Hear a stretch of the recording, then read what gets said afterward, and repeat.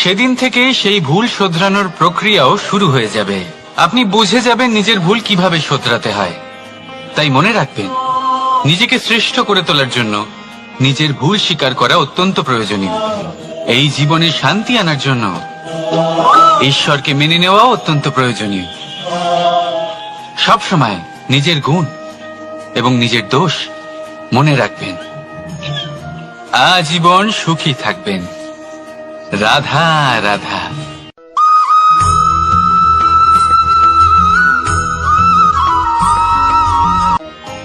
পরীক্ষা এমন একটা শব্দ যেটা শুনে সংসারের বেশিরভাগ মানুষই ভয়ভীত হয়ে পড়েন। কারণটা কি? অসফলতার ভয়। পরীক্ষা এই শব্দের যদি আমি অন্য দিকটা দেখাই, তার তাৎপর্য এই নয় যে আপনার দুর্বলতা সবার সামনে তুলে ধরবে। এটা তো হলো সেই যুক্তি যা আপনার বল, সাহস, শক্তিগুলি সবার সম্মুখে তুলে ধরবে। আগে হ্যাঁ, এটাই হলো সেই যুক্তি। আপনি নিজেই কখনো দেখবেন, পরীক্ষার সময় আপনার অন্তরের অনেক গুণ বাইরে বেরিয়ে আসে। এমন কোন শক্তির উদ্ভব হয় যার বিষয়ে আপনি নিজেও জানতেন না, ঠিক কিনা? তাই এই পরীক্ষাকে কখনো ভয় পাবেন না। বিশ্বাসের সাথে নির্ভীক হয়ে এটার সম্মুখীন হন। দিনের শেষে এই পরীক্ষা শুধুই আপনাকে উজ্জ্বল করবে, আপনাকে আরো শ্রেষ্ঠ করে তুলবে। তাহলে আসুন আমার সাথে ভালোবেসে বলুন, রাধা রাধা।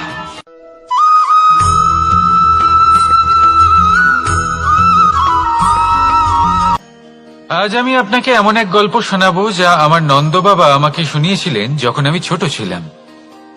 কাহিনী একজন সাধু আর একজন বিছের। একবার এক সাধু নদীর পাড়ে স্নান করছিলেন। উনি দেখলেন যে জলের প্রবাহে একটা বিছে ভেসে যাচ্ছে।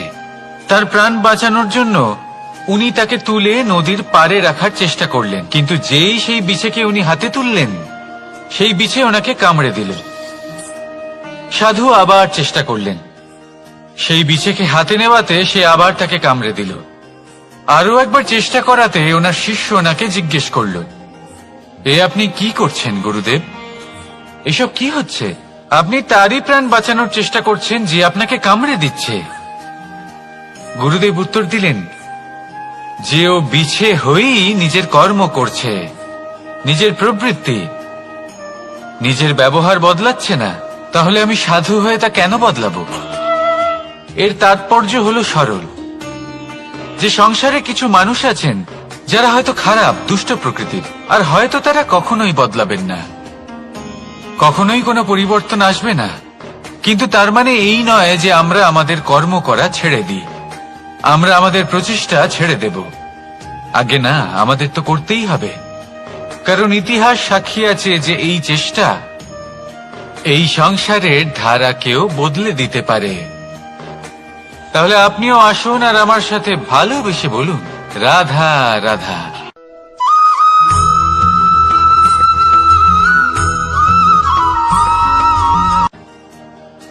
দাদা আমাকে সব সময় জিজ্ঞাসা করেন যে কানাই, তোমার এই মুখের হাসি, তোমার মুখে সব সময় কেন থাকে, কিভাবে থাকে? সামনে শত্রুপক্ষকে দেখেও ধৈর্য হারাও না, কেউ তোমার নিন্দে করলেও তার সাথে ঝগড়া করো না, কেউ তোমার বিষয় খারাপ ভাবলেও তাকে ঘৃণা করো না। কিভাবে আর কেন করো? আপনার মনেও নিশ্চয়ই এই প্রশ্ন আসে। এবারে বলি, এর উত্তর অত্যন্ত সরল। কখনো দেখেছেন গরু আর তার বাচ্চাকে কিভাবে সে তার মায়ের দুগ্ধ পান করে? সুখে থাকে, কারণ ও জানে যে ওর মা এই দুগ্ধরূপী অমৃত ওকে খাওয়াতেই থাকবে। ও জানে যে এই সময় শুধু ওর জন্য, যাতে ও নিজের মায়ের এই দুগ্ধরূপী প্রসাদ গ্রহণ করতে পারে, আর সেই জন্য ও সুখে থাকে। সেইভাবেই এই জীবন হলো ভালোবাসা। এতই ছোট হলো এই জীবন যে ভালোবাসার জন্য কম পড়ে যায়। ঘৃণা করে কেন সময় নষ্ট করব? আমি এটাই করি, আপনিও এটাই করুন। ভালোবাসুন, সবার মধ্যে ভালোবাসা ছড়ান, আর এই ভালোবাসার সাথেই বলুন রাধা রাধা।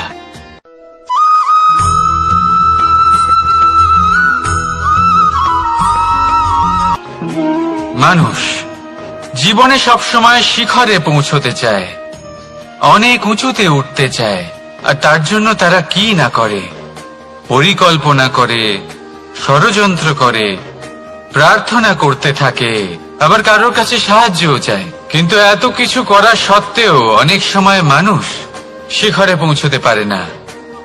যদি পৌঁছেও যায় তাও খুব তাড়াতাড়ি নিচে নেমে আসে। এর কারণ কি? একটা উদাহরণ দিয়ে বোঝানো যাক। এই হলো ময়ূর পেখম, আর এই হলো পাথর। যদি এই পেখমকে হাওয়ায় ছুঁড়ে দিই তবে ও উড়তে থাকে, কিন্তু এই পাথর অতি শীঘ্রই মাটিতে নেমে আসে। এর কারণ কি? ভার। এই পাথর হলো ভারী, আর এই শিক্ষাই আমাদের গ্রহণ করতে হবে।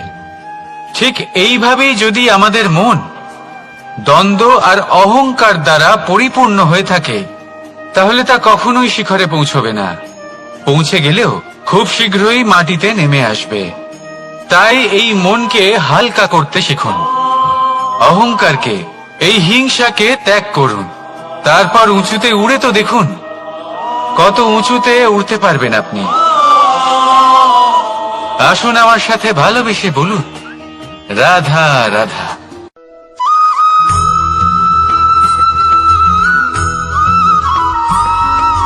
এই সংসারে মাতা পিতা তার সন্তানকে সব থেকে বড় উপহার কি দিতে পারে? বৈভব,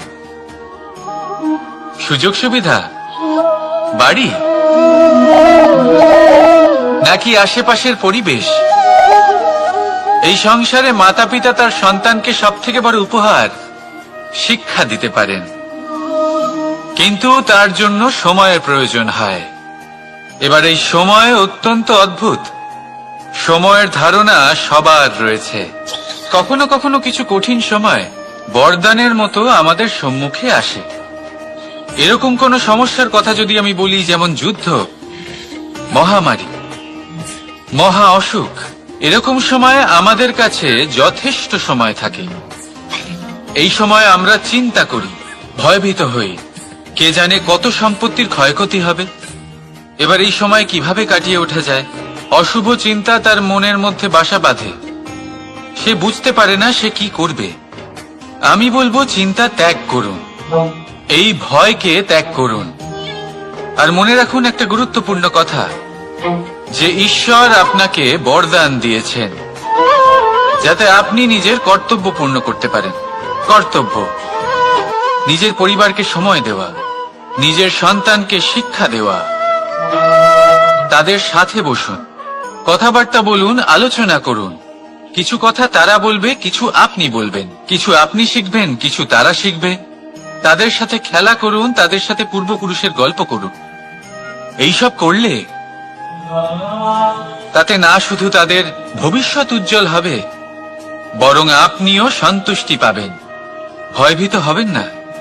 আজ বর্তমানে আপনি কি করতে পারেন যাতে আপনার বর্তমান সঠিক হবে এবং ভবিষ্যৎ উজ্জ্বল হবে, তাতে একাগ্র হন। সবকিছু শুভ হবে। রাধা রাধা।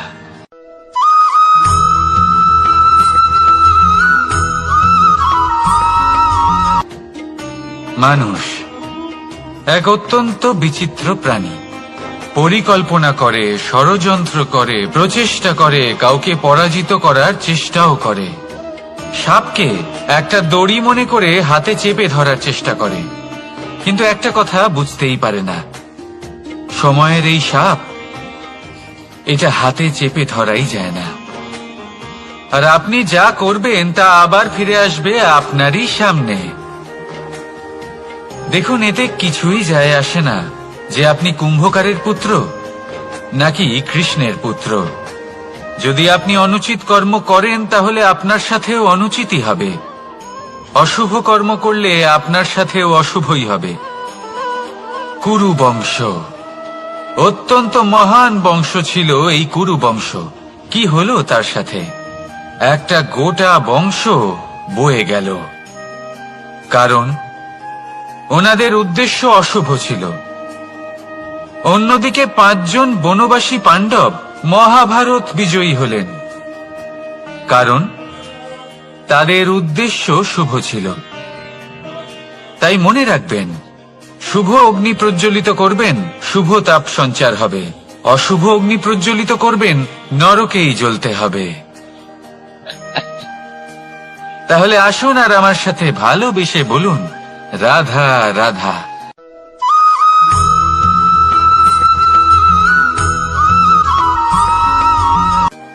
কখনো ভেবে দেখেছেন মানুষকেই এই সংসারে সর্বশ্রেষ্ঠ প্রাণী কেন বলা হয়? অন্য কোনো প্রাণীকে কেন নয়? শুধু কি এই জন্যই আমরা চিন্তা করতে পারি, আমাদের কাছে তীক্ষ্ণ বুদ্ধি রয়েছে, কোনো কিছু আবিষ্কার করতে পারি, সেই কারণেই? তা তো অন্য কোনো প্রাণীর কাছেও থাকতে পারে। এমন কিছু পশুও রয়েছে যাদের কাছে তীক্ষ্ণ বুদ্ধি আছে। তাহলে মানুষ কেন? কারণ মানুষের কাছে এমন কিছু রয়েছে যা অন্য প্রাণীর কাছে নেই। মানবতা। মানবতা, যা সর্বপ্রথম এগিয়ে যেতে চাইলেও যদি পথে কেউ ধাক্কা খেয়ে পড়ে যায়, তাকে আগলে রাখতেও জানে। মনে রাখবেন, আপনার সব থেকে বড় পরিচয় আপনার নাম, আপনার সম্পত্তি বা আপনার ধর্ম নয়। আপনার সব থেকে বড় পরিচয় হল আপনার মানবতা। তাহলে সময় এলে পরে নিজের মানবতার পরিচয় দিন। অন্য মানুষকে সাহায্য করুন, অন্য প্রাণীকে সাহায্য করুন। একা একা পথ চলা হলো পশুদের প্রবৃত্তি। মানুষ হলেন তিনি যিনি অন্যের জন্য প্রাণও দিতে পারেন। মানুষ হলেন তিনি যিনি অন্য মানুষের প্রাণ বাঁচান। সেই মানবতাকে জাগিয়ে তুলুন আর এই জীবন বাঁচতে শুরু করুন। আর হ্যাঁ, আমার সাথে ভালোবেসে বলুন, রাধা রাধা।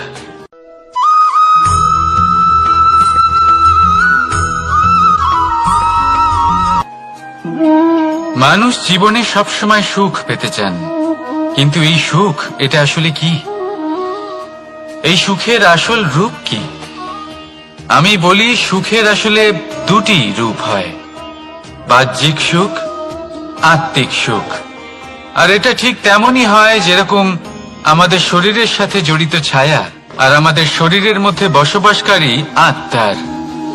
যদি ছায়ার কথা ভেবে দেখেন, তাহলে বুঝতে পারবেন আমাদের শোবার সময় ভোরবেলা এই ছায়া অনেক বড় হয়ে যায়। যখন এই সূর্য মাথার উপরে চলে আসে, তার তাপ বেড়ে যায়, তখন এই ছায়া ছোট হয়ে যায়। আর যেই অন্ধকার নেমে আসে, এই ছায়া আপনার সঙ্গ ত্যাগ করে। এরকমই হয় বাহ্যিক সুখ। আর এবার কথা বলি আমাদের শরীরের মধ্যে বসবাসকারী এই আত্মা। এই আত্মা কখনো আমাদের সঙ্গ ত্যাগ করে না, সব সময় আমাদের সাথে জড়িয়ে থাকে। এরকমই হয় আত্মিক সুখ,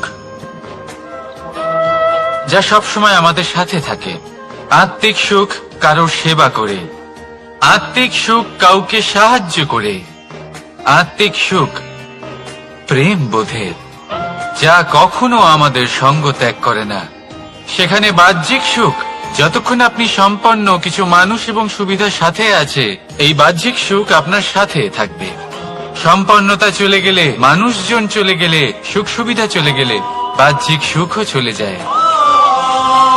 তাহলে এই আত্মিক সুখ খুঁজে নিন এবং সেই সুখের সাথেই বলুন, রাধা রাধা।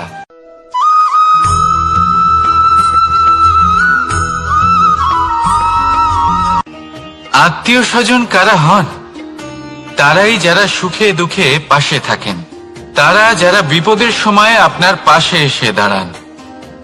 এবার দেখুন, একটা প্রশ্ন করব আপনাদের, সব থেকে ঘনিষ্ঠ, আবশ্যক এবং গুরুত্বপূর্ণ আত্মীয় কারা, বিশেষ করে বিপদের সময়?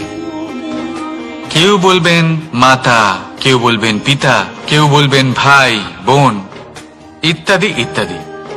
এবার ভাবুন, আপনি বড় হয়ে গেছেন, আপনি বাড়ি থেকে দূরে চলে গেছেন। পেট ভরানোর জন্য আপনাকে প্রত্যেকদিন চেষ্টা করতে হয়। এমন সময় যদি আপনার জীবনে বিপদ এসে পড়ে, তাহলে কখন আপনার খবর ওনাদের কাছে পৌঁছবে, কতক্ষণে ওনারা সাহায্য করতে আসতে পারবেন? এরকম এক সময় সব থেকে গুরুত্বপূর্ণ আত্মীয় হন আপনার প্রতিবেশী, কারণ তারাই সেই মুহূর্তে আপনার সব থেকে কাছে। আপনি কখনো পরীক্ষা করে দেখবেন, আপনার তার সাথে লক্ষ্য মতভেদ থাকলেও প্রতিবেশীকে কষ্টের মধ্যে দেখে সবার আগে সাহায্য করতে তারাই এগিয়ে আসেন। তাই প্রতিবেশীর সাথে সম্পর্ক ভালো রাখুন, শুধুমাত্র স্বার্থের জন্য নয়। এটা হলো শান্তিরও আধার। যদি এই সম্পর্ক ভালো থাকে তাহলে না কথায় কথায় বিবাদ হবে, না মতান্তর। আর এই সুখী সম্পর্কের ছায়ায় মন প্রসন্ন হয়ে বলবে, রাধা রাধা।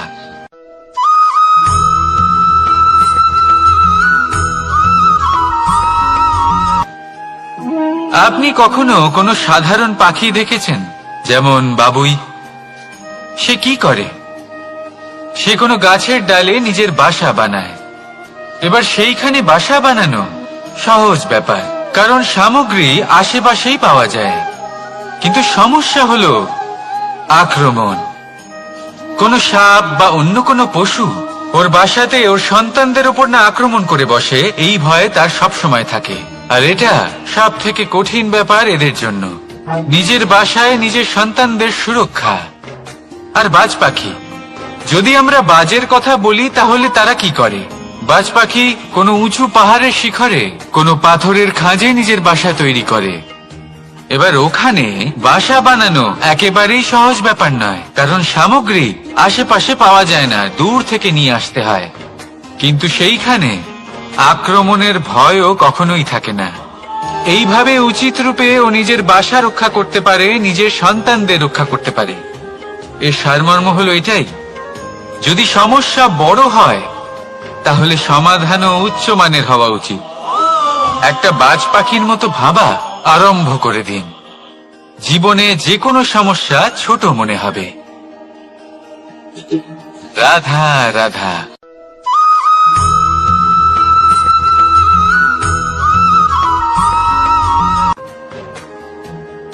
ভাগ করে নেওয়া বা বন্টন করা প্রত্যেক মানুষের জীবনে অবশ্যই হয়ে থাকে, আর অনেক সময় এটা জীবনে অতি আবশ্যক হয়ে পড়ে। কিন্তু ভাগ করার মনোকামনা তার থেকেও বেশি গুরুত্বপূর্ণ হলো যে কোন ঘটনার আধারে এই বাটোয়ারা হলো। অনেক সময় এই বাটোয়ারা হলো শান্তির প্রতীক, আবার অনেক সময় এই বাটোয়ারা বিপ্লব ঘটাতে পারে, এমন এক বিপ্লব যা মহাযুদ্ধ ঘটিয়ে দিতে পারে। দেখুন, বাটোয়ারা সম্পত্তির হোক বা হোক ভিক্ষার, শিক্ষা কিন্তু একটাই। জীবনে অনেক সময় বাটোয়ারা দরকার হতে পারে, কিন্তু যতদূর সম্ভব তা এড়িয়ে চলুন, একসাথে মিলে এগিয়ে চলুন। কারণ দেখুন, এই যে বাটোয়ারা ভাগ করে দেয়, আর সেখানেই একতা আপনাকে অগ্রসর করে। তাহলে আপনিও এটাই করুন, একসাথে মিলে সামনে এগোন, আর আমার সাথে ভালোবেসে বলুন, রাধা রাধা।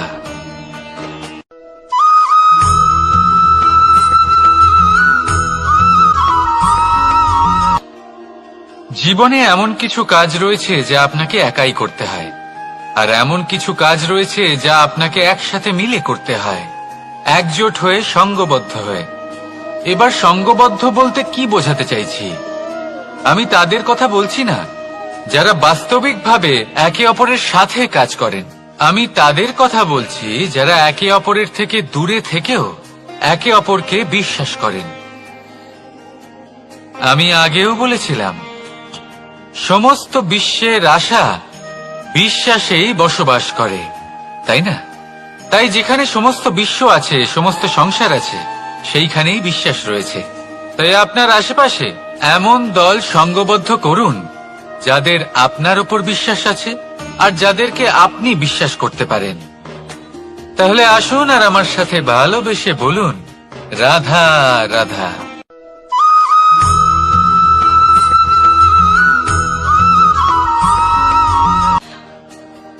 যখন একজন ভক্ত এবং তার ভগবান এক আকার ধারণ করেন, যখন একজন ভক্ত নিজের ভগবানের প্রতি, নিজের জীবনের লক্ষ্যের প্রতি সম্পূর্ণরূপে সমর্পিত হয়ে যান, তখন জন্মগ্রহণ করে ভক্তি। আর তখন সংসারের সমস্ত আশা তিনি ত্যাগ করতে পারেন।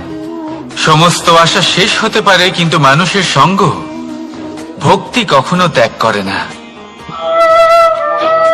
যখন ভক্ত ও ভগবান এক আকার ধারণ করেন, এক হয়ে যান, তখন রথী এবং সারথীর মধ্যে কোনো পার্থক্য থাকে না। তারাও এক হয়ে যান। একটাই ব্যক্তিত্ব, একটাই অস্তিত্ব। আর সেই জন্যই কখনো কখনো রথীর আদেশ ছাড়াই সারথী রথ চালিয়ে দেন, আবার কখনো সারথীর পরামর্শ ছাড়াই রথী আক্রমণ করে ফেলেন। এ তো শুধুমাত্র আরো একটা গুণ সেই সারথীর মধ্যে, যিনি ধর্ম স্থাপনার মহান কাজে আমার সারথী হতে চলেছেন। তাহলে আসুন আমার সাথে ভালোবেসে বলুন, রাধা রাধা।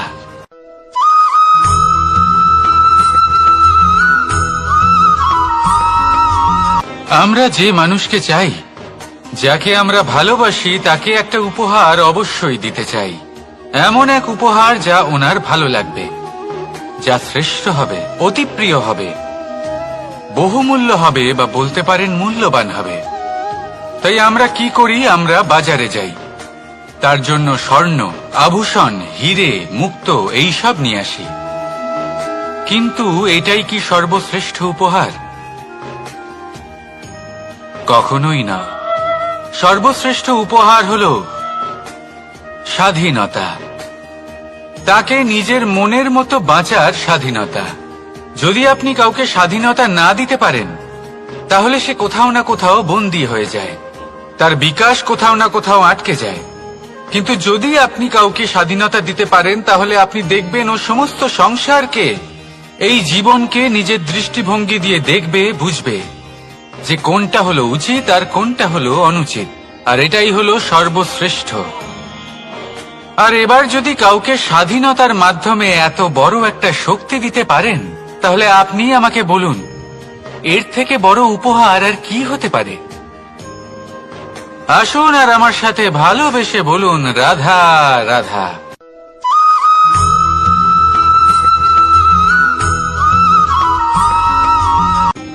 কর্ম, ধর্ম, জ্ঞান, এই তিন স্তরে অনেক মানুষ পৌঁছতে পারেন।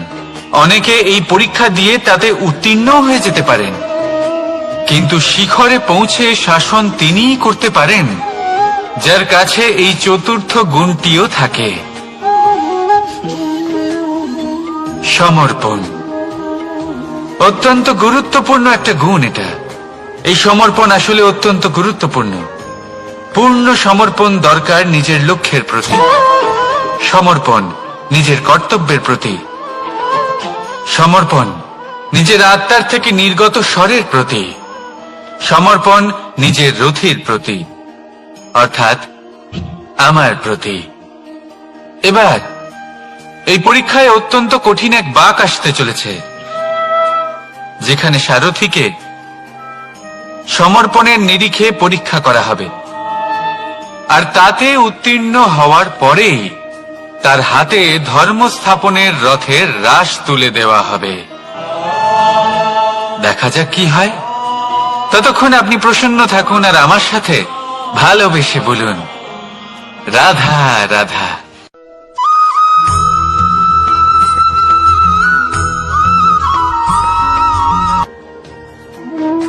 কর্ম, ধর্ম আর কর্তব্য, এই তিনটি একে অপরের সাথে জড়িত।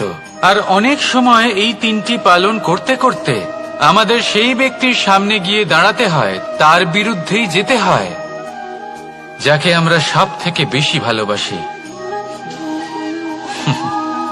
কিন্তু সেইখানে এই যুদ্ধ কোনো ব্যক্তিগত যুদ্ধ থাকে না।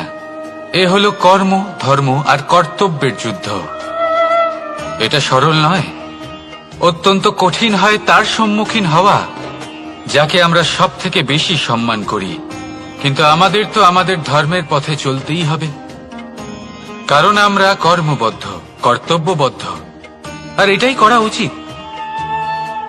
শুধু এটুকু মনে রাখবেন, যদি আপনার উদ্দেশ্য শুভ হয়, আপনার ভাবনা শুভ হয়, আপনি যদি কর্ম, ধর্ম আর কর্তব্যের পথে অগ্রসর হন, তাহলে এই প্রক্রিয়াতে যদি আপনাকে আপনার আরাধ্যেরও সামনে দাঁড়াতে হয়, তাহলেও আপনার কোনো ক্ষতি হবে না। তাহলে আসুন আর আমার সাথে ভালোবেসে বলুন, রাধা রাধা।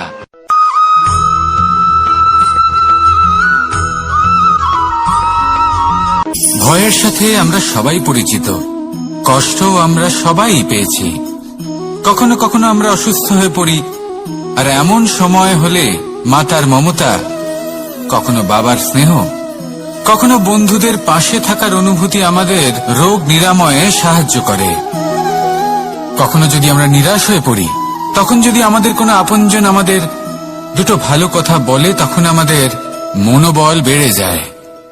ঠিক তেমন সংসারের এই রঙ্গমঞ্চে যদি আপনি পীড়িত অনুভব করেন, কিছু শুভ কথা আলোচনা করুন, কিছু স্তুতি গান করুন, কিছু মুহূর্তের জন্য হলেও নিজের ইষ্টদেবের কথা স্মরণ করুন আর প্রার্থনা করুন। সাহস বাড়বে, শক্তিও বৃদ্ধি পাবে এবং সামনে এগিয়ে চলার পথও দেখতে পাবেন। তখন এই মন প্রসন্ন হয়ে বলবে, রাধা রাধা।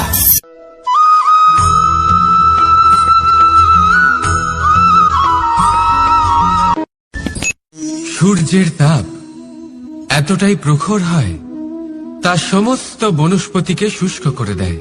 পুকুর হোক, নদী হোক, সরোবর হোক, সমস্ত শুষ্ক হয়ে যায়। কিন্তু আপনি কখনো শুনেছেন সূর্যের তাপে সমুদ্র শুকিয়ে গেছে? এমন কখনোই হয় না। আর এর পেছনেই লুকিয়ে রয়েছে এক অমূল্য জীবনের শিক্ষা। সমুদ্রের মতো নিজেকে ধৈর্যশীল করে তুললে, নিজেকে সংযমী করে তুললে, সূর্যের তাপ আপনার কোনো ক্ষতি করতে পারবে না। আপনার অন্তর থেকে সেই তাপ বাষ্পায়িত হয়ে মেঘ তৈরি হয়ে সূর্যকে ঢেকে দেবে, আর তারপর হবে শুধু সাফল্যের বৃষ্টি। তাহলে আসুন আর আমার সাথে ধৈর্যের সাথে বলুন, রাধা রাধা।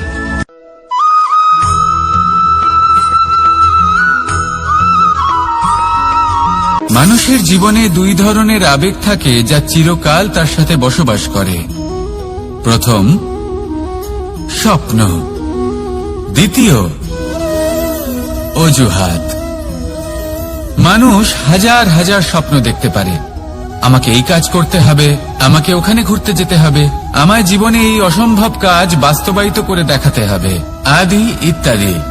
এবার ঠিক যেমন স্বপ্ন দেখেন, সেইভাবে অজুহাতও খুঁজে নিয়ে আসেন। আমি এই স্বপ্ন পূরণ করতে পারলাম না, কারণ আমাকে কেউ সাহায্যই করল না, কারণ আমি দুর্বল হয়ে পড়েছিলাম, কারণ আমার কাছে সময়ই ছিল না, আদি ইত্যাদি। এবার সাফল্য এবং অসফলতার মাঝখানে এই ধরনের সংঘর্ষ হতে থাকে। সাফল্য তখন লাভ করা সম্ভব যখন আপনার স্বপ্ন আপনার অজুহাতের থেকে অনেক বড় হয়, আর অসফলতা তখন পাবেন যখন আপনার অজুহাত আপনার স্বপ্নের থেকে অনেক বড় হয়। আপনি যদি সাফল্য লাভ করতে চান, তাহলে চেষ্টা করতে থাকুন, পরিশ্রম করুন। যদি অসফল হন, তাহলে ভয়ভীত হওয়ার কোনো প্রয়োজন নেই। নিজের ভুল বুঝুন, তাকে শুধরে নিন, আবার চেষ্টা করুন। কিন্তু যদি নিজের জীবনে অজুহাত নিয়ে আসেন, তখন স্বপ্ন কখনো পূরণ হবে না। আসুন আমার সাথে ভালোবেসে বলুন, রাধা রাধা।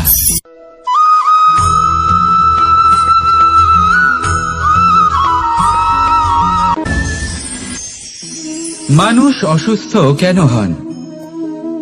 শারীরিক দুর্বলতার কারণে? না, মানুষ অসুস্থ হন তার মানসিকতার কারণে, তার বিবেকের কারণে, তার কর্মের কারণে, তার ক্রোধের কারণে। আর যখন কেউ সুস্থ হন, ঠিক হয়ে যান, তার মানে এটা নয় যে শুধু ওষুধের জন্য তিনি সুস্থ হয়েছেন।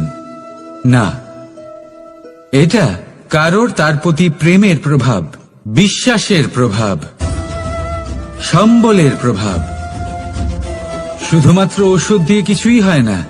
যদি মনে প্রেম থাকে, বিবেক থাকে, বিশ্বাস থাকে, সম্বল থাকে, তবেই সেই ওষুধ কাজ করতে পারে। তাই মনে রাখবেন, এই জীবন হলো অত্যন্ত ছোট। মনে প্রেম ভাব রাখুন, মিত্রতা করুন, শত্রুতা নয়। ভালোবাসুন, বিদ্বেষ নয়। আর এই ভালোবাসার সাথেই বলুন রাধা রাধা।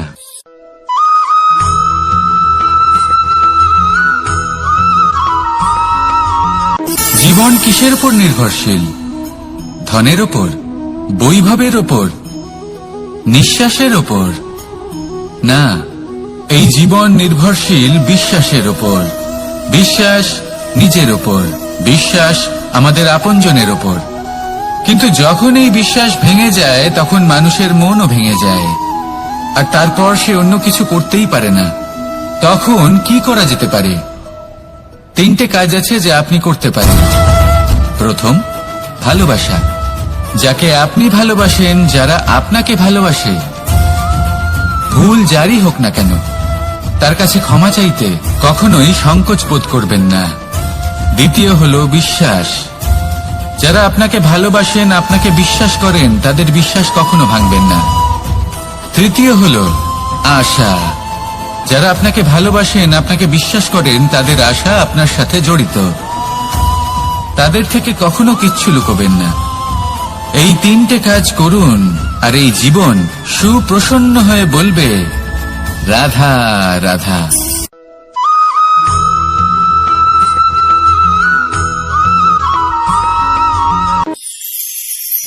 মানুষ জীবনে সব সময় চিন্তা করে, ভাবতে থাকে যে তার জীবনে কতই না সমস্যা। তারপরে নিজের আশেপাশে দেখে আর ভাবে যে সবাই কত প্রসন্ন, শুধু আমার জীবনেই সমস্যা আছে। কিন্তু বিষয়টা তা নয়। শুধু প্রত্যেক ব্যক্তিরই নয়, প্রত্যেক প্রাণীরও জীবনে সমস্যা আছে।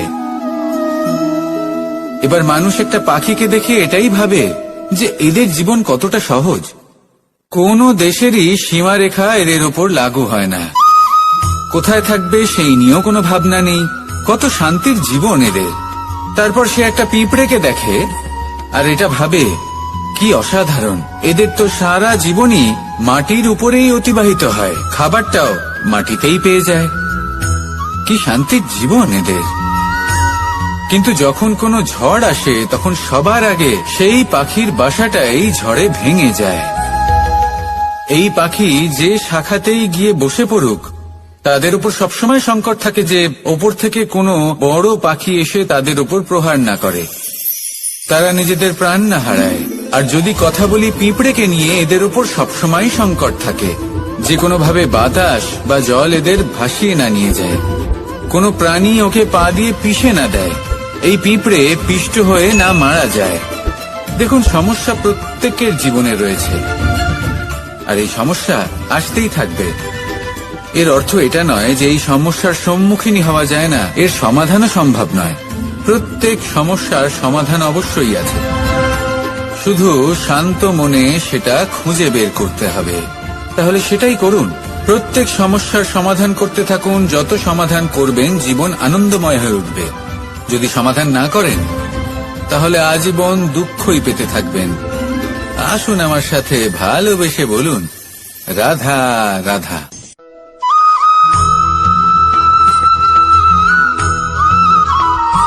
প্রেম হলো এই সংসারের সবথেকে বড় ঢাল এবং সবথেকে বড় অস্ত্র। এই প্রেম ছাড়া না কোনো ন্যায় হয় আর না কোনো শাস্ত্র, না জীবন আছে আর না অন্ত। এবার যদি এই প্রেম মনের মধ্যে বাস করতে শুরু করে তাহলে কখনো কোনো সমস্যাই হবে না, আর যদি হয়েও থাকে তাহলে তা স্থায়ী হবে না। এই প্রেম কি না করতে পারে? এই প্রেম সমস্ত সমস্যা মিটিয়ে ফেলতে পারে। আপনার মনের মধ্যে অহংকারকেও বিনাশ করে দিতে পারে। আপনাকে সাক্ষাৎ ঈশ্বরের সাথে দেখা করাতে পারে। তাই প্রেমের দ্বারা প্রয়াস করতে থাকুন। এই সংসারের প্রত্যেক মানুষকে, প্রত্যেক বস্তুকে, প্রত্যেক জীব জন্তুকে ভালোবাসবেন। আর এই প্রেমের দ্বারাই বলুন রাধা রাধা।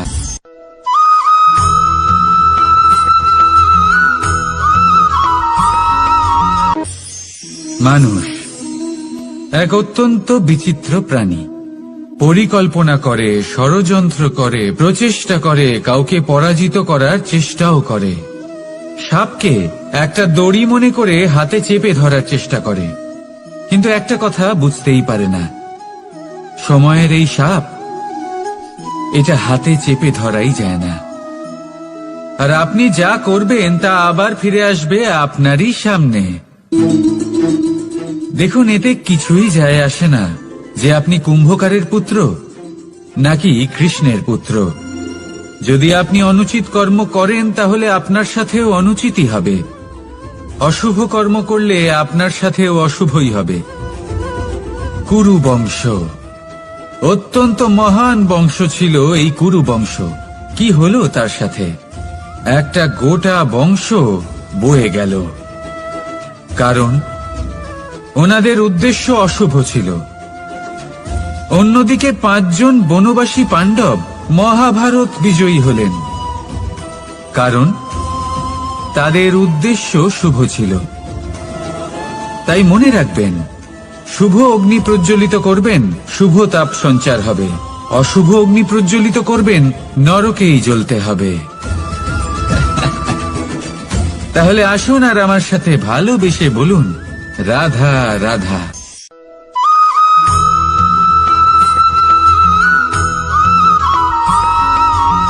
প্রেম এই সংসারে এসেছিল এই সংসারকে প্রেমের শিক্ষা দেওয়ার জন্য, এই জীবনের সুখের অনুভূতি আসলে কি তা শেখানোর জন্য।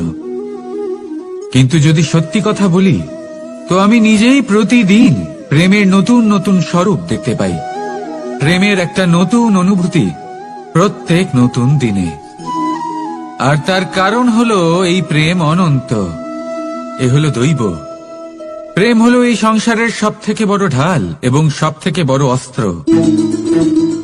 এই প্রেম ছাড়া না কোনো ন্যায় হয় আর না কোনো শাস্ত্র, না জীবন আছে আর না অন্ত। এবার যদি এই প্রেম মনের মধ্যে বাস করতে শুরু করে, তাহলে কখনো কোনো সমস্যাই হবে না। আর যদি হয়েও থাকে, তাহলে তা স্থায়ী হবে না।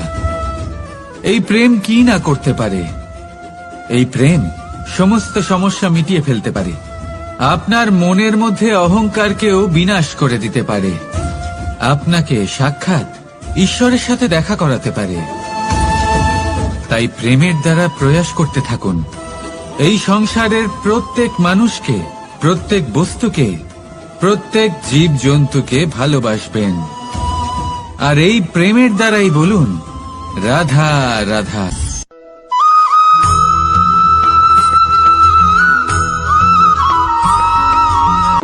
জীবনে এমন কিছু কাজ রয়েছে যা আপনাকে একাই করতে হয়, আর এমন কিছু কাজ রয়েছে যা আপনাকে একসাথে মিলে করতে হয়, একজোট হয়ে, সঙ্গবদ্ধ হয়ে। এবার সঙ্গবদ্ধ বলতে কি বোঝাতে চাইছি? আমি তাদের কথা বলছি না যারা বাস্তবিকভাবে একে অপরের সাথে কাজ করেন। আমি তাদের কথা বলছি যারা একে অপরের থেকে দূরে থেকেও একে অপরকে বিশ্বাস করেন। আমি আগেও বলেছিলাম, সমস্ত বিশ্বের আশা বিশ্বাসেই বসবাস করে, তাই না? তাই যেখানে সমস্ত বিশ্ব আছে, সমস্ত সংসার আছে, সেইখানেই বিশ্বাস রয়েছে। তাই আপনার আশেপাশে এমন দল সঙ্গবদ্ধ করুন যাদের আপনার উপর বিশ্বাস আছে আর যাদেরকে আপনি বিশ্বাস করতে পারেন। তাহলে আসুন আর আমার সাথে ভালোবেসে বলুন, রাধা রাধা।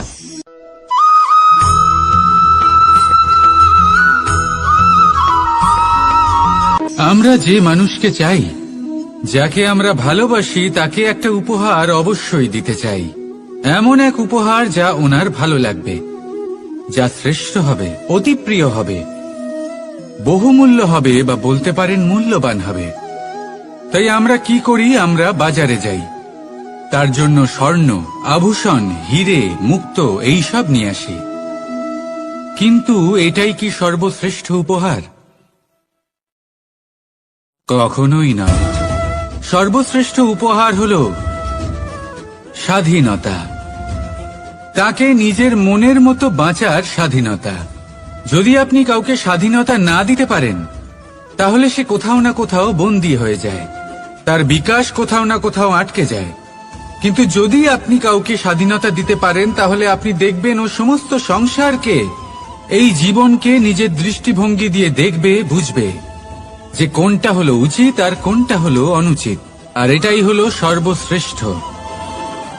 আর এবার যদি কাউকে স্বাধীনতার মাধ্যমে এত বড় একটা শক্তি দিতে পারেন, তাহলে আপনি আমাকে বলুন এর থেকে বড় উপহার আর কি হতে পারে? আসুন আর আমার সাথে ভালোবেসে বলুন, রাধা রাধা।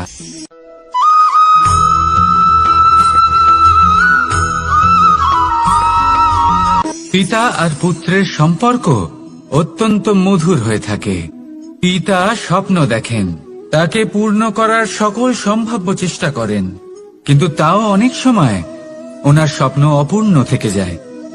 তখন পিতা ভাবেন যে স্বপ্ন উনি পূর্ণ করতে পারেননি, ওনার সন্তান তা অবশ্যই পূরণ করবে।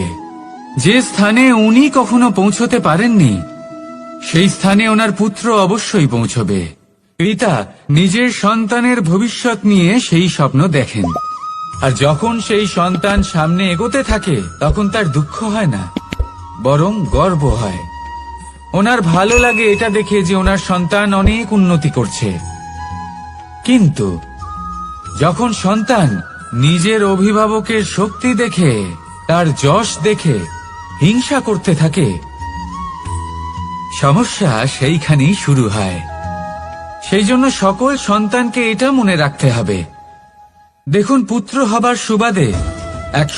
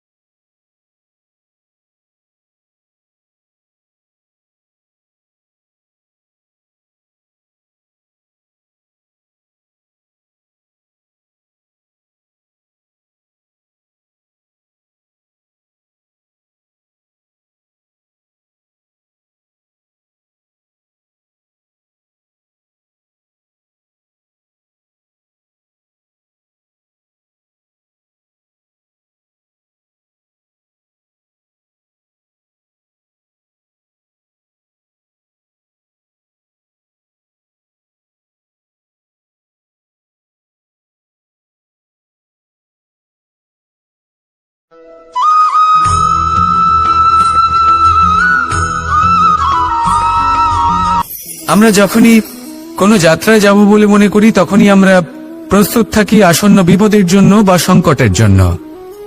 যেমন যদি আমাদের মনে হয় যে আজকের পরিবেশ খুব ঠান্ডা হবে, তাহলে আমরা গরম বস্ত্র ধারণ করি বা সেটাকে সাথে নিয়ে যাই। যদি মনে হয় যে বৃষ্টি হতে পারে বা বৃষ্টি হয়ে চলেছে আমরা দেখছি, তাহলে আমরা একটা ছাতা সাথে নিয়ে নিই। আমরা প্রস্তুত থাকতে চাই এবং এটাই উচিত, এবং সেই কারণেই আমরা যাত্রায় সাফল্য লাভ করি। কিন্তু যদি আমরা কথা বলি জীবনযাত্রা নিয়ে, যা কিনা সব থেকে বেশি গুরুত্বপূর্ণ, তাহলে তার জন্য আমরা পূর্ণরূপে প্রস্তুত থাকি না। আশেপাশের মানুষ, এই সমাজ, আমাদের সাথী, আমাদের মিত্ররা যে কোনো মুহূর্তে বদলে যেতে পারেন। সেই জন্য আমরা নিজেদেরকে কখনো সাবধান করি না, কখনোই নিজেদের প্রস্তুত করি না। আমাদের এটা কখনোই মনে হয় না যে এরকম হতে পারে, আর সেই কারণেই শেষে গিয়ে আমরা অত্যন্ত দুঃখ পাই। একটা অমূল্য শিক্ষা আছে যেটা আমাদের লাভ করা উচিত। সতর্ক থাকা উচিত। এই জীবনযাত্রার জন্য শুধুমাত্র এই পরিবেশের বিষয়ে তথ্য সংগ্রহ করা বা তাকে অনুমান করা এটুকু হলেই চলবে না। আমাদের আশেপাশের মানুষজনকে দেখতে হবে, তাদের স্বভাব পরিস্থিতির ওপর নজর রাখতে হবে। যখন তারা রং পাল্টাচ্ছেন নজর রাখতে হবে, তা অত্যন্ত আবশ্যক। পরিবর্তন আপনার জীবনে অবশ্যম্ভাবী। সঠিকভাবে তার সম্মুখীন হন। আসুন আমার সাথে ভালোবেসে বলুন, রাধা রাধা।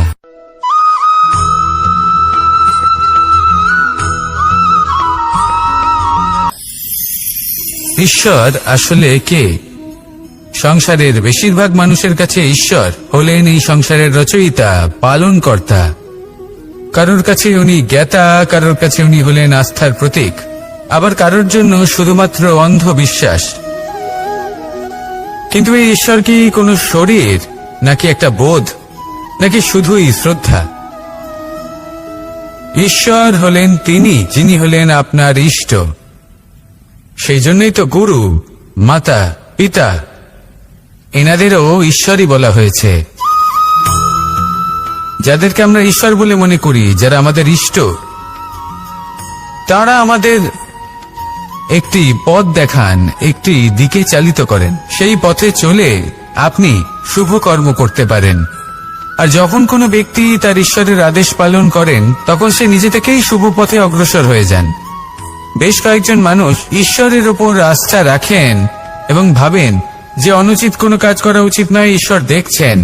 ওনারা ভয় পান যে কোনো অনুচিত কর্ম করলে কে জানে তার পরিণাম কি হবে। এমন অনেক ব্যক্তি রয়েছেন যারা ঈশ্বরকে বিশ্বাস করেন এবং জানেন যে ঈশ্বর তাদেরকে দেখছেন। তাই যে যে শুভকর্ম ওনারা করেছেন তার ফল তারা অবশ্যই পাবেন।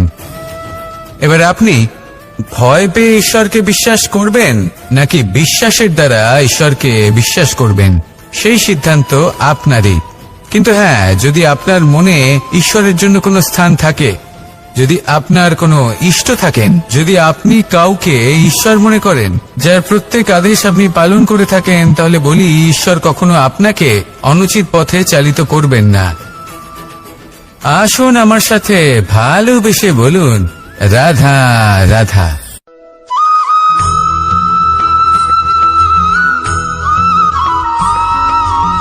আমি রথে যাত্রা করি। বারবার থেমে আপনাকে দেখতে হবে, নিজেকে কিছু প্রশ্ন করতে হবে। আমি কি আজ সেই কর্মই করছি যেটা আমি করতে চেয়েছিলাম? আমি কি আজ সেই জীবন যাপন করছি যেমন আমি যাপন করতে চেয়েছিলাম? যদি এই প্রশ্নগুলোর উত্তর হ্যাঁ হয়, তাহলে এগোতে থাকুন, নয়তো থেমে যান এবং বিচরণ করুন। মনে রাখবেন, এই সংসার অত্যন্ত জটিল, আর এতে হারিয়ে যাওয়া অত্যন্ত সরল।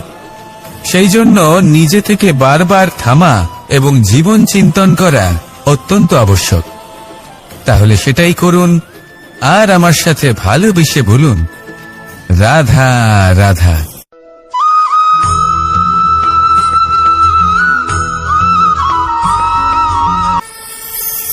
কথায় আছে যে স্বপ্ন এবং লক্ষ্য হলো একটি মুদ্রারই দুটি দিক।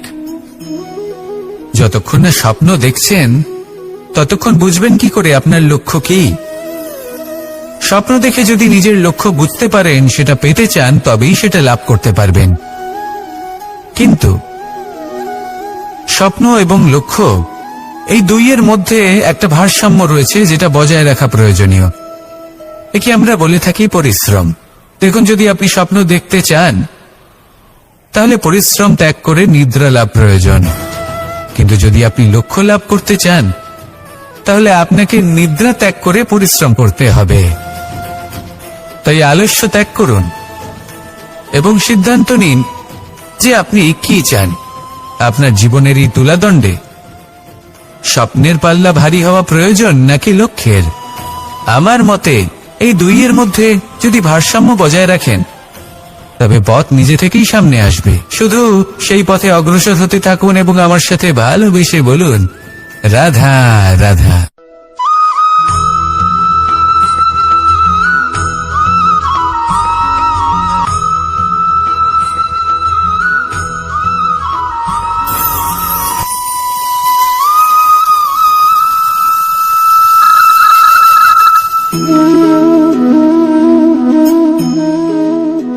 মোহনের বাঁশির এই সুর, এই সঙ্গীত কার না পছন্দ হয়, সবারই খুব ভালো লাগে।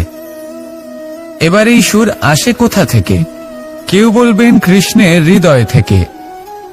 সত্য কথা, এই সুর হৃদয় থেকে নির্গত হয় এবং প্রকট হয় এই বাঁশি থেকে। এই বাঁশিটাকে দেখুন, এই ছিদ্রগুলি দেখুন, প্রত্যেকটা সুর থেকে নিজস্ব একটা স্বর নির্গত হয়। এবার যে ব্যক্তি এই সমস্ত সুর এবং স্বর বুঝতে পারেন, এতে নিপুণ, তিনি এই বাঁশির দ্বারা যে সুর নির্গত করবেন তা তো মধুর অবশ্যই হবে। এবার জীবনের সাথেও কিছুটা এরকমই ঘটে।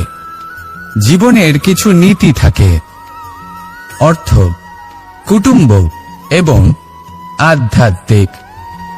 যদি জীবনের প্রত্যেকটা মুহূর্ত সুখময় হয় এরকম আপনি চান, তাহলে এই তিনটি নীতিতে আপনাকে নিপুণ হতে হবে।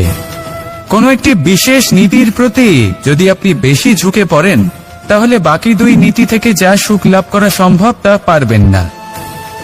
ধন অর্জন করতে হবে পরিবারের জন্য, পরিবারের সুখ মনের শান্তির জন্য, মনে শান্তির প্রয়োজন মনের শুদ্ধতার জন্য।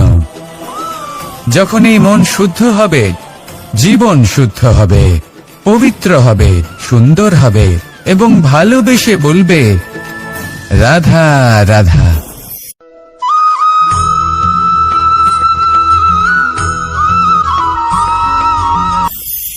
আপনারা সবাই একটা গাছের পাতাকে দেখুন।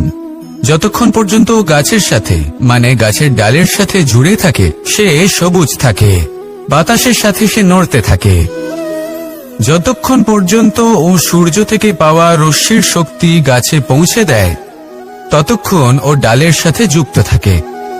কিন্তু যখন সেই পাতা শুকিয়ে যায়, তখন তার কোনো গুরুত্ব থাকে না। সেই পাতা গাছের ডালে এবং বৃক্ষের কাছে বোঝা হয়ে থেকে যায়।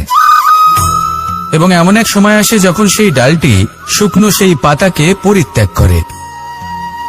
এটাই আমরা এই প্রকৃতিতে দেখি এবং এটাই হলো সত্য। আর এটাই আমাদের জীবনে খুব বড় একটা শিক্ষা।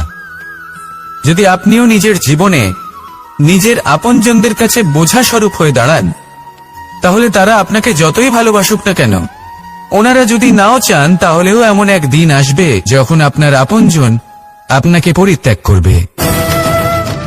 সেই জন্য সবসময় আত্মনির্ভর হয়ে ওঠার চেষ্টা করুন। নিরন্তর পরিশ্রম করতে থাকুন, কারোর উপর বোঝা হয়ে থাকবেন না, বরং তার সাথে মিলে দায়িত্ব পালন করুন। এমনটা করবেন, তাহলে আপনার সম্মানও বজায় থাকবে এবং সম্পর্কের মধ্যে আপনার মূল্যও বজায় থাকবে। আসুন আর আমার সাথে ভালোবেসে বলুন, রাধা রাধা।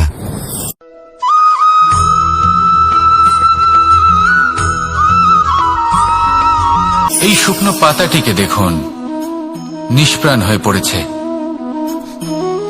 কোনো একটা সময় এই পাতাটি একটা গাছের ডালে ছিল। সেই গাছ ওর লালন পালন করত। যখন যখন বাতাস বইত, এই পাতায় কম্পন দেখা দিত, মনকে প্রফুল্ল করে তুলত। কোনো একদিন এই পাতা গাছের ডাল থেকে ঝরে পড়ে গেল। নিঃসন্দেহে ও নিজের স্বাধীনতা পেল, কিন্তু আস্তে আস্তে শুকিয়ে গেল, নিষ্প্রাণ হয়ে গেল। দেখুন, আমি এই কথা বলছি না যে স্বাধীনতা অনুচিত, কখনোই না। কিন্তু যে কোনো পরিস্থিতিতে স্বাধীন হতে চাওয়া, এটা নিশ্চিতরূপে অনুচিত। আমরা যদি আমাদের জীবনে পরিবারের গুরুত্ব ভেবে দেখি, তাহলে এই পরিবারে যতই মতভেদ থাকুক না কেন, যতই মনোমালিন্য থাকুক না কেন, যতই বিবাদ থাকুক না কেন, এই সব মিটিয়ে নেওয়া অত্যন্ত প্রয়োজনীয়। সেই সবকিছু সমাপ্ত করা অত্যন্ত প্রয়োজনীয়। কখনো এই পরিবারকে ভাঙতে দেবেন না, কখনো এই পরিবার থেকে দূরে চলে যাবেন না। এই পরিবার হলো আমাদের জীবনের একটা অমূল্য সম্পদ, অমূল্য এক আশ্রয়, যা এই সংসারে হয়তো কোথাও আপনি পাবেন না। তাই একে আগলে রাখুন। ভেবে নিন আপনি পাতা আর আপনার পরিবার সেই গাছ। আসুন আমার সাথে ভালোবেসে বলুন, রাধা রাধা।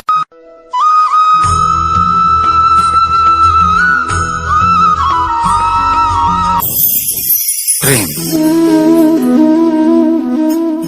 আড়াই অক্ষর, মাত্র আড়াই অক্ষরের এই শব্দ প্রেম, এর মধ্যে ত্রিলোকের এবং সমগ্র ব্রহ্মাণ্ডের বীজ নিহিত আছে। এমন কি আছে যা এই প্রেম করতে পারে না? যেখানে শক্তি এবং বিদ্যা প্রয়োগ করে আপনি কিছুই করতে পারবেন না, সেটাও প্রেম দ্বারা অর্জন করা সম্ভব। প্রেম চাইলে পাথরেও ফুল ফোটাতে পারে। প্রেম চাইলে ন্যাড়া পাহাড়ের বুক চিরে নদীপথ তৈরি করতে পারে। চাইলে নিরক্ষর ব্যক্তিকে সংসারের শ্রেষ্ঠ জ্ঞানী করে তুলতে পারে। শুধুমাত্র এই প্রেমের জন্য সবার দুষ্ট কানাই ঘনশ্যাম হয়ে উঠেছিল। শুধুমাত্র এই প্রেমের টানেই ত্রিলোকের স্বামী দ্বারকাধীশ নির্ধন সুদামার পদসেবাও করেছিলেন। এই প্রেম হলো সংসারের সবথেকে বড় শক্তি। এই সংসারের আধার হলো প্রেম। এমন কিচ্ছু নেই যা এই প্রেমের পক্ষে সম্ভব নয়।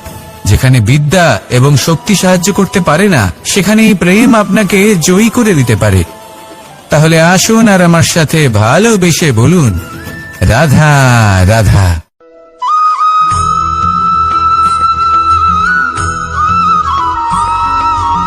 দীপাবলি আমাদের সবথেকে বড় উৎসব।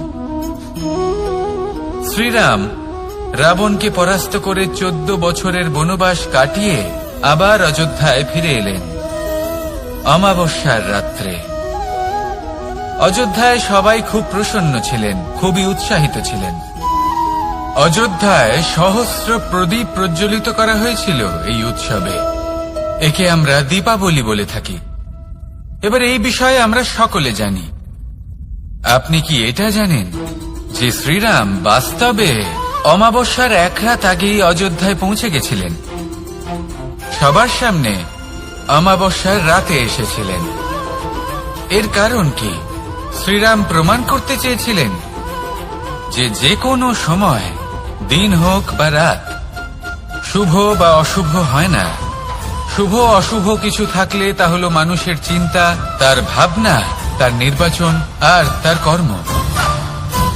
নিজেই দেখে নিন, শ্রীরাম শুভ কাজ করে ফিরেছিলেন এবং অমাবস্যার মতো গভীর এক রাত্রিকেও দীপাবলিতে পরিবর্তিত করেছিলেন। এমনটাই যদি আমরা করতে পারি, তাহলে এমন কোন গৃহে যান যেখানে অসহায় ব্যক্তি রয়েছেন, যা অন্ধকারাচ্ছন্ন, আর সেখানে প্রকাশ প্রজ্বলিত করুন।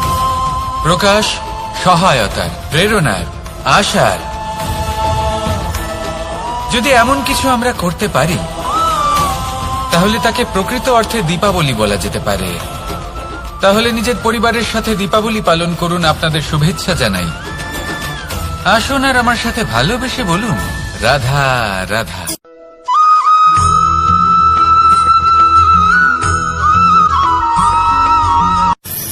মানুষের এই জীবন, মানুষ জন্ম নেয়, একটা নির্দিষ্ট সময়ের পরে এই সংসার ত্যাগ করে চলেও যায়। এবার শুধু এটাই আবশ্যক নয় যে এই জীবনকালকে আপনি যাপন করবেন, শুধু এটাই গুরুত্বপূর্ণ নয়। আবশ্যক এবং গুরুত্বপূর্ণ হলো এটা যে এই জীবনকালে আপনি এমন কিছু করেন যাতে এই সংসারের মঙ্গল হয়, যাতে এই সংসার আপনাকে মনে রাখে, আপনার থেকে প্রেরিত হয়, আপনার মতো হতে চায়। প্রত্যেক বছর আপনার জন্মতিথির অপেক্ষা করে, এমনভাবে আপনার জন্মদিন পালন করে যাতে সেটা মহোৎসবের আকার ধারণ করে।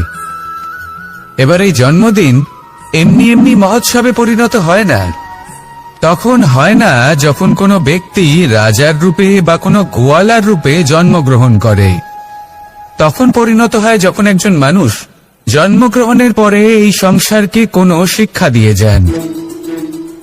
কিভাবে একজন মানুষ গোয়ালা থেকে রাজা হতে পারে, কিভাবে একজন মানুষ অসত্য থেকে সত্যের পথে চলতে শুরু করেন, অধর্ম থেকে ধর্মের পথে চালিত হতে পারেন, কিভাবে অন্ধকার থেকে প্রকাশের দিকে যেতে পারেন, কিভাবে নিজের আত্মাকে পরমাত্মার সাথে মিলিত করতে পারেন।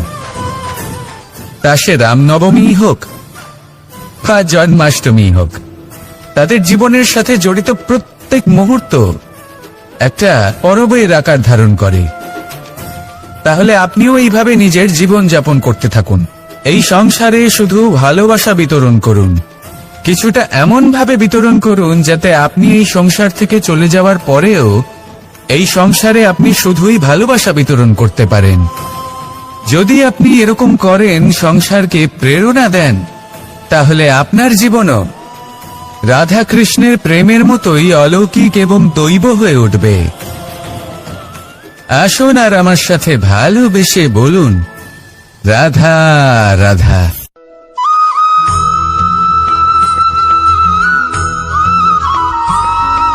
ভোজন। এই সংসারে যেই হোক না কেন, কোনো মানুষ হোক, কোনো প্রাণী হোক, কোনো কীট হোক বা কোনো বনস্পতি হোক, প্রত্যেকের জন্য ভোজন অতি আবশ্যক। কারণ ভোজন থেকেই শক্তি পাওয়া যায়, আর সেই শক্তি দিয়েই সংসারের, আমাদের জীবনের সমস্ত কার্য করা যায়। এবার এমন এক ধরনের শক্তি হয় যা শীতের ঋতুতে সূর্য থেকে আমরা পেয়ে থাকি, আর আরেক ধরনের উত্তাপ হয় যা দিয়ে ভোজন রান্না করা হয়, সুস্বাদু নানান ধরনের ভোজন। এবার অত্যন্ত গুরুত্বপূর্ণ হল যে ব্যক্তি সেই ভোজন বানাচ্ছেন তার মানসিক পরিস্থিতি এবং সেই ব্যক্তি যিনি ভোজন গ্রহণ করছেন তার মানসিক অবস্থা। যখনই আপনি ভোজন বানাচ্ছেন তখন ভালোবাসার সাথে কাজটা করুন, ধন্যাত্মক ভাব নিয়ে, সৎ ভাবনার সাথে। কারণ আপনার এই মানসিক স্থিতি শক্তির আকারে সেই খাদ্যের সাথে মিলে মিশে যায়। আর যখনই আপনি ভোজন গ্রহণ করছেন তখন সদ্ভাবনার সাথে, প্রসন্নতার সাথে গ্রহণ করুন, ধন্যাত্মক ভাব নিয়ে। যদি আপনি প্রসন্নতার সাথে রান্না করেন, প্রসন্নতার সাথে খাদ্য গ্রহণ করেন, তাহলে আপনি প্রসন্নই থাকবেন, আর মন সুপ্রসন্ন হয়েই বলবে রাধা রাধা।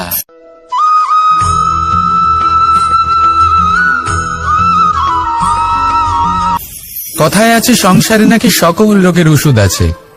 যদি আপনি নিজের শরীরকে ভালোবাসেন তাহলে ব্যায়াম করুন, যদি নিজের নিঃশ্বাস প্রশ্বাসকে ভালোবাসেন তাহলে প্রাণায়াম করুন, যদি আপনি নিজের আত্মাকে ভালোবাসেন তাহলে ধ্যান করুন, কিন্তু যদি আপনি নিজের জীবনকে, পরমাত্মাকে ভালোবাসেন তাহলে সকলকে ভালোবাসতে থাকুন। এই ভালোবাসা অত্যন্ত গুরুত্বপূর্ণ এবং আবশ্যক। ভালোবাসার থেকে ভালো না কোনো ওষুধ আছে, না আছে কোনো আসন। এর থেকে ভালো না কোনো ব্যায়াম আছে, আর না কোনো প্রাণায়াম। এই ভালোবাসা বড় বড় সমস্যারও সমাধান করতে পারে। ভালোবাসা বড় বড় বিপদকে আপনার থেকে দূর করতে পারে।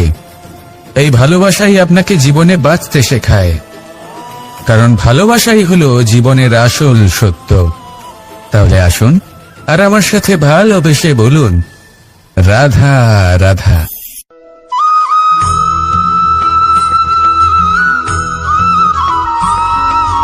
আমি মনুষ্যরূপে জন্ম নিয়েছি এবং সমস্ত কর্ম এই রূপেই করেছি, কিন্তু আশ্চর্যের বিষয় হলো যে আজও মানুষ আসেন এবং হাত জোড় করে প্রার্থনা করেন যেন আমি ওনাদের সহায়। ঈশ্বর হলেন তিনি যিনি হলেন আপনার ইষ্ট।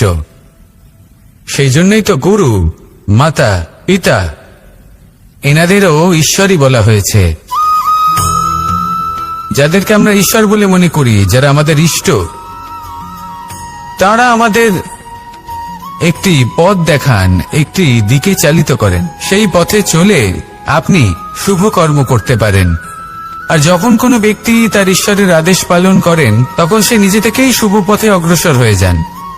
বেশ কয়েকজন মানুষ ঈশ্বরের ওপর আস্থা রাখেন এবং ভাবেন যে অনুচিত কোনো কাজ করা উচিত নয়, ঈশ্বর দেখছেন। ওনারা ভয় পান যে কোনো অনুচিত কর্ম করলে কে জানে তার পরিণাম কি হবে।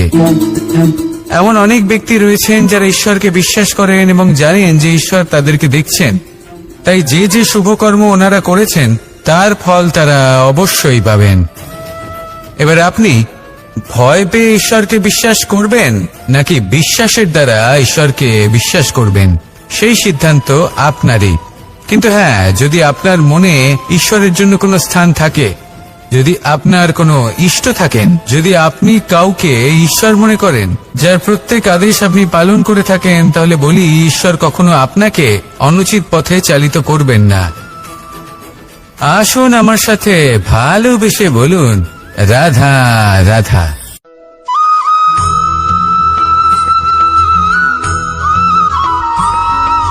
মানুষ যখন এই সংসারে প্রবেশ করে, অর্থাৎ জন্মগ্রহণ করে, তখন নিশ্চিন্তে থাকে, আনন্দে থাকে। কিন্তু যেই মাত্র তার মধ্যে বোধশক্তি আসে, তখন সে চিন্তা করতে শুরু করে। চিন্তা ভবিষ্যতের, সেই সমস্ত বিষয় নিয়ে চিন্তা করে যা ওর হাতে নেই। তারপর বড় হয়, বিবাহ সম্পন্ন হয়, গৃহস্থ জীবন যাপন করে, তারপর আবার চিন্তায় মগ্ন হয়ে যায়। ভাবে, এই যে আমার পরিবার, আমি কি ঠিকমতো তার খেয়াল রাখতে পারছি? কাল যখন আমি এই সংসার থেকে চলে যাব, তখন আমার এই পরিবারের দেখাশোনা কে করবে? শেষ পর্যন্ত এই পরিবার তো আমারই উত্তরদায়িত্ব। যাক, আপনাকে একটা প্রশ্ন করি। এই সংসারে আসার পূর্বে আপনি কি এই প্রশ্ন করেছিলেন, এটা ভেবেছিলেন যে আমাকে ছাড়া এই সংসার কিভাবে চলবে? করেননি, তাই তো? তাই আপনার এটা নিয়ে দুশ্চিন্তা করার প্রয়োজন নেই যে আপনি যখন এই সংসার ত্যাগ করে চলে যাবেন তখন কি হবে।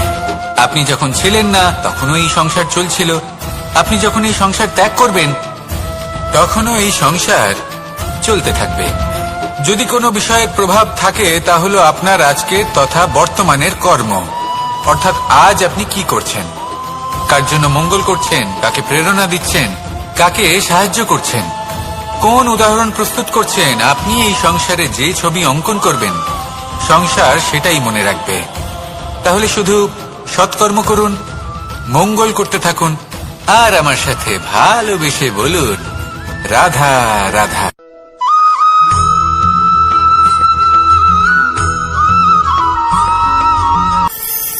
কথায় আছে যে স্বপ্ন এবং লক্ষ্য হলো একটি মুদ্রারই দুটি দিক। যতক্ষণ না স্বপ্ন দেখছেন, ততক্ষণ বুঝবেন কি করে আপনার লক্ষ্য কি? স্বপ্ন দেখে যদি নিজের লক্ষ্য বুঝতে পারেন, সেটা পেতে চান, তবেই সেটা লাভ করতে পারবেন। কিন্তু স্বপ্ন এবং লক্ষ্য, এই দুইয়ের মধ্যে একটা ভারসাম্য রয়েছে, যেটা বজায় রাখা প্রয়োজনীয়। একে আমরা বলে থাকি পরিশ্রম। দেখুন, যদি আপনি স্বপ্ন দেখতে চান, তাহলে পরিশ্রম ত্যাগ করে নিদ্রা লাভ প্রয়োজন। কিন্তু যদি আপনি লক্ষ্য লাভ করতে চান, তাহলে আপনাকে নিদ্রা ত্যাগ করে পরিশ্রম করতে হবে।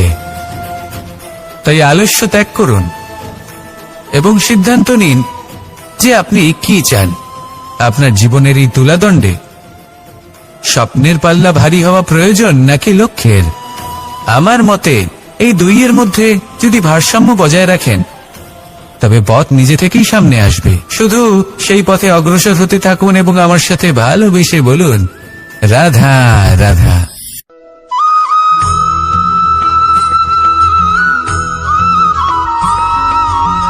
সংসারে আমাদের জীবনে যখন কোনো সুখ বা দুঃখ আসে, তার জন্য আমরা কাউকে না কাউকে অবশ্যই দায়ী করে থাকি, তাই না? এই ব্যক্তি আমাদের সাথে এরকম কাজ করেছেন, তাই আমার সাথে এমন হলো। ওই ব্যক্তি যদি এমনটা না করতেন, তাহলে আজ আমি ওই স্থানে পৌঁছতে পারতাম। সবই আপনার দৃষ্টিভঙ্গির উপর নির্ভরশীল, আর যদি আপনার দৃষ্টিভঙ্গি এমন হয়, তাহলে তা অনুচিত। সত্যি কথা বলতে, এই সংসারে ভিন্ন ভিন্ন ধরনের মানুষ আছে। এটা আপনার উপর নির্ভর করছে কিভাবে তাদের স্বাগত জানাবেন। একবার ভাবুন, আমি আমার দুটো হাত সামনে নিয়ে এলাম, দুটো মুঠো খুলে দিলাম। দুই প্রকারের মানুষ আসবেন, কিছু না কিছু দিয়ে যাবেন। এই মুঠো যদি আমি বন্ধ করে দিই, তাহলে না কেউ আমাকে কিছু দিতে পারবে, না আমার কিছু যাবে আসবে। নিশ্চয়ই বুঝতে পারছেন এই দুই ধরনের ব্যক্তি কারা এবং তারা কি দিয়ে যান। আমি যদি নিজের মুঠো খুলে দিই, তাহলে কিছু ভালো মানুষ আসবেন, আমাকে আনন্দ, সন্তুষ্টি, জ্ঞান প্রদান করে যাবেন, ভালো অভিজ্ঞতা দিয়ে যাবেন। কোনো খারাপ ব্যক্তি যদি আসেন, তাহলে তিনিও খারাপ অভিজ্ঞতা দেবেন, যার থেকে আমি শিক্ষা লাভ করব। এই সব কিছু আমি লাভ করতে পারি। মুঠো যদি বন্ধ করে রাখি, তাহলে আমি কিছুই পাবো না। দেখুন, এই সংসারে প্রত্যেকের জীবনে এরকম, প্রত্যেকের জীবনে সবকিছুই আছে, ভালো খারাপ দুই মানুষই আছে, ভালো অভিজ্ঞতা আছে, খারাপ অভিজ্ঞতা আছে। নির্ভর করছে আপনার উপর যে আপনি কি করবেন, এনাদের স্বাগত কিভাবে জানাবেন, কার থেকে কি বুঝবেন, কি শিখতে পারবেন, আর কোন দৃষ্টিভঙ্গি নিয়ে অগ্রসর হবেন। এটাই নির্ধারণ করবে যে আপনার জীবন কেমন হবে। আসুন আমার সাথে ভালোবেসে বলুন, রাধা রাধা।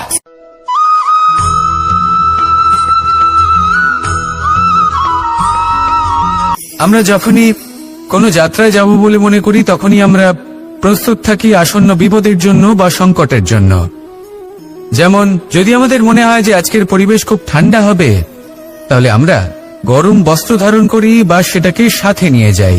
যদি মনে হয় যে বৃষ্টি হতে পারে বা বৃষ্টি হয়ে চলেছে আমরা দেখছি, তাহলে আমরা একটা ছাতা সাথে নিয়ে নিই।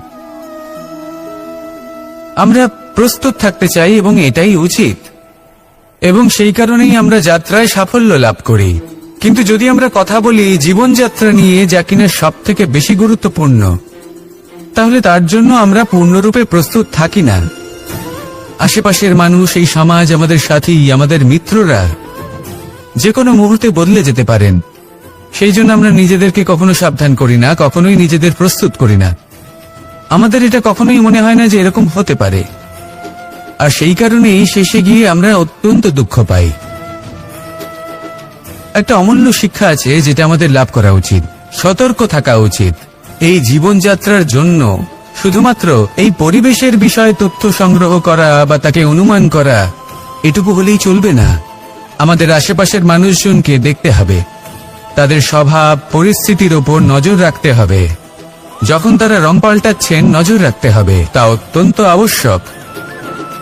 পরিবর্তন আপনার জীবনে অবশ্যম্ভাবী, সঠিকভাবে তার সম্মুখীন হন। আসুন আমার সাথে ভালোবেসে বলুন, রাধা রাধা।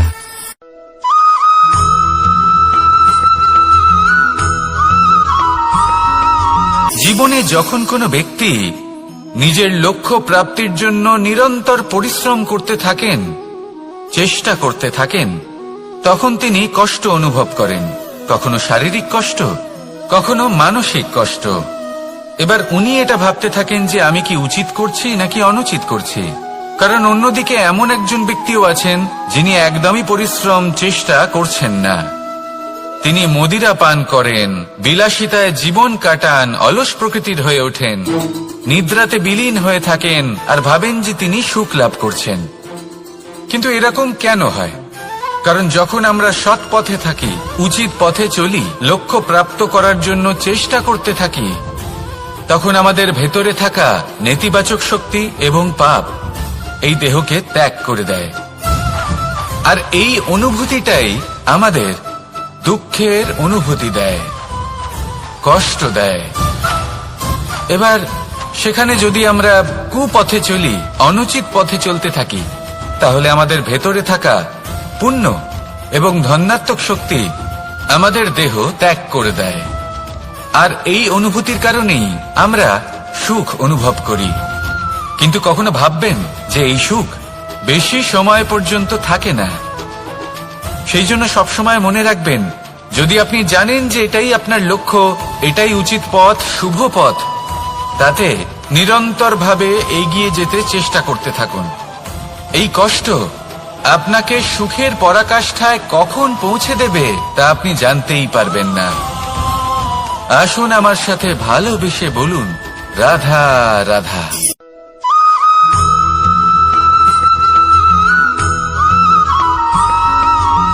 প্রতিনিধি ওই বৃক্ষের পাতাকেই মনে করা হতো, সব প্রশংসা ওই পাতাকেই করা হতো।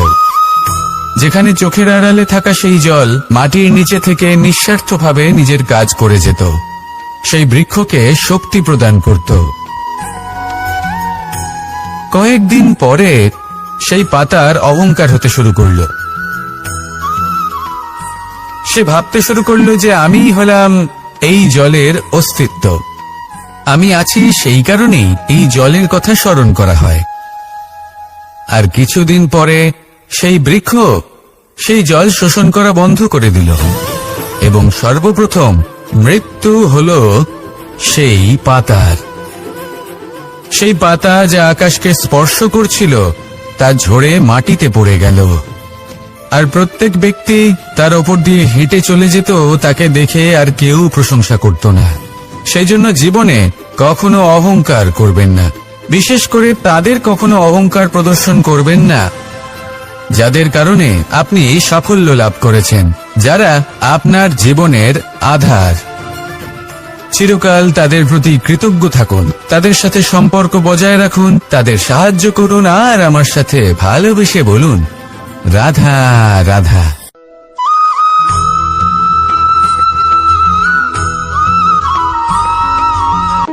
যখন আমরা হাঁটতে থাকি আর আমাদের পায়ে কাঁটা বিঁধে যায়, তখন মুখ দিয়ে আহ বেরিয়ে আসে, কান্না চলে আসে, আর অনেক সময় অভিশাপও বেরিয়ে আসে।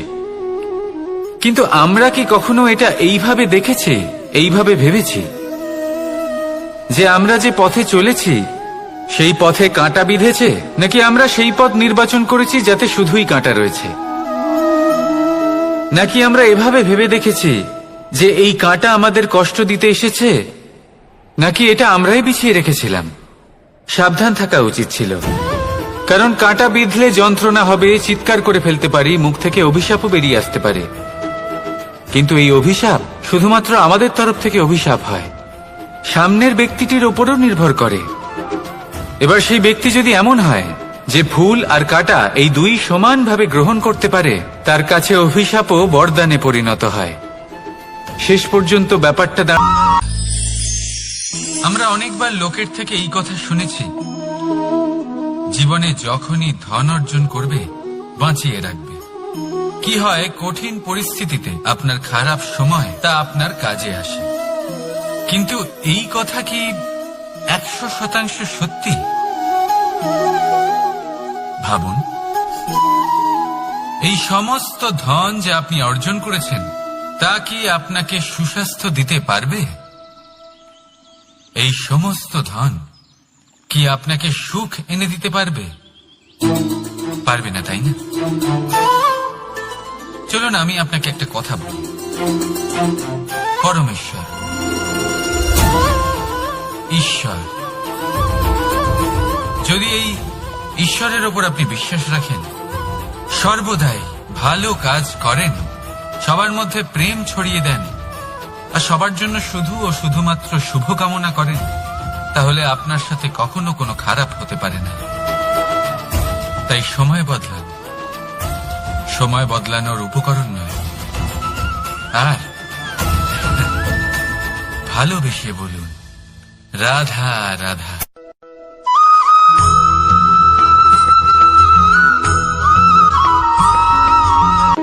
কর্ম এবং ফল, দেখতে গেলে এই সমস্ত ব্রহ্মাণ্ড এই দুইয়ের মাঝেই স্থির হয়ে আছে। মানুষজন কর্ম করেন ভালো ফল লাভের আশায়, আর ভালো ফল লাভের আশায় উনি এটাই ভুলে যান যে উনি যে কর্ম করছেন তা কি করছেন। আমি বলেছিলাম কর্ম করুন ফলের চিন্তা না করে, কিন্তু কি কর্ম করছেন সেই বিষয়ে ভাবাটাও অত্যন্ত আবশ্যক। নয়তো অনেক সময় আমরা এমন কর্ম করে ফেলি যা না চাইতেও বিষে পরিণত হয়, যা হয়েছে দুঃশাসনের সাথে, দুর্যোধনের সাথে, গুরু দ্রোণের সাথে। একজনের মানসিকতা উচিত ছিল না, একজনের বিবেক উচিত ছিল না, আরেকজন যে পক্ষ নির্বাচন করেছিলেন সেই পক্ষ উচিত ছিল না। আর যা কিছু ওনাদের সাথে হলো, আপনার আমার আমাদের সকলের সাথে তা হতে পারে। আমি বলেছিলাম কর্ম করুন, ফলের চিন্তা করবেন না, কিন্তু এই কর্মের বিষয়ে বিচার করে দেখাটাও ততটাই আবশ্যক। দেখুন, কর্ম করার উচিত প্রক্রিয়া ফলের চিন্তা না করা, কিন্তু যদি আপনার কর্ম শুভ হয় তাহলে তার ফলও নিয়তি আপনাকেই দেবে। সর্বদা কর্ম করার সময় এটা ভাবুন যে আপনার এই কর্ম এই সংসারকে, এই সমাজকে, আপনার পরিবারকে, আপনার আশেপাশের মানুষজনকে কোন দিশায় নিয়ে যাবে। যদি এটা সবার জন্য মঙ্গলময় হয় তাহলে কর্ম করতে থাকুন। আর হ্যাঁ, নিশ্চিত রূপে ফলের চিন্তা করবেন না। আসুন আমার সাথে ভালোবেসে বলুন, রাধা রাধা।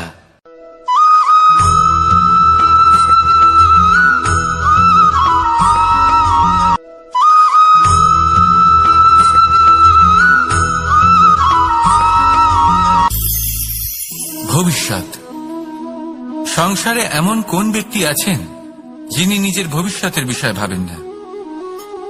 যে কেউ ভাবেন আমার ভবিষ্যৎ কিছু এরকম হবে, আমি ভবিষ্যতে এরকম কিছু একটা করব, এই সুবিধা থাকবে, এই আনন্দ পাবো, ইত্যাদি ইত্যাদি।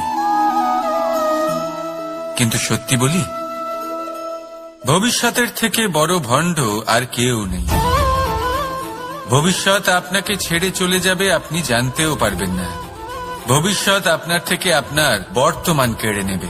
অনেক সময় আমরা ভবিষ্যতের বিষয় ভাবতে থাকি, দুশ্চিন্তা করতে থাকি, ভবিষ্যৎ দিয়ে নিজেকে এতটাই ঘিরে ফেলি যে বর্তমান কি তা ভুলেই যাই, তার বোধই আমাদের থাকে না। ভাবুন, ভবিষ্যৎ কি? ভবিষ্যৎ হলো সেটাই যা এখনো পর্যন্ত